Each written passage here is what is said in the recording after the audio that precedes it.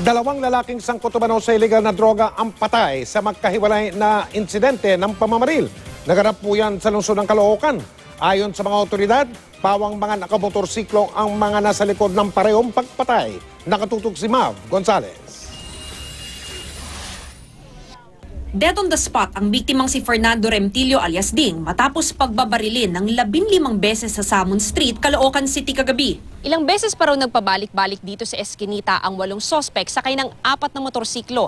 Nakatakip ang mga mukha nila, nakasibilyan at lahat may bitbit na baril. Pero dahil nga madilim dito sa lugar, ay hindi na raw sila namukaan o naplakahan pa ng mga taga rito. Paghinto po nila, namaril po eh.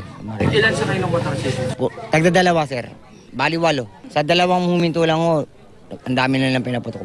Ayon sa barangay, nasa drug watchlist daw nila si Remtilio dahil sa umano'y pagtutulak ng iligal na droga. Tumanggi namang humarap sa media ang kanyang pamilya. Patuloy na inaalam ang pagkakakilanlan ng mga sospek at motibo sa pamamaril. Ilang kanto lang ang layo, sa Pusit Street, pinagbabaril din ng riding in tandem ang isang lalaking may diferensya umano sa pag-iisip.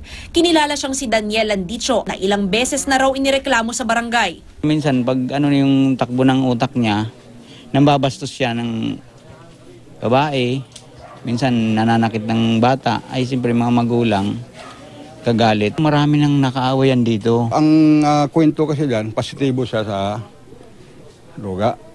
Talagang magamit. Kaya naging ang ulo niya eh. Nireklamo siya kanina na hinalikan yung bata. Inaalam pa ang pagkakakilanlan ng mga sospek. Mav Gonzales, nakatutok, 24 oras.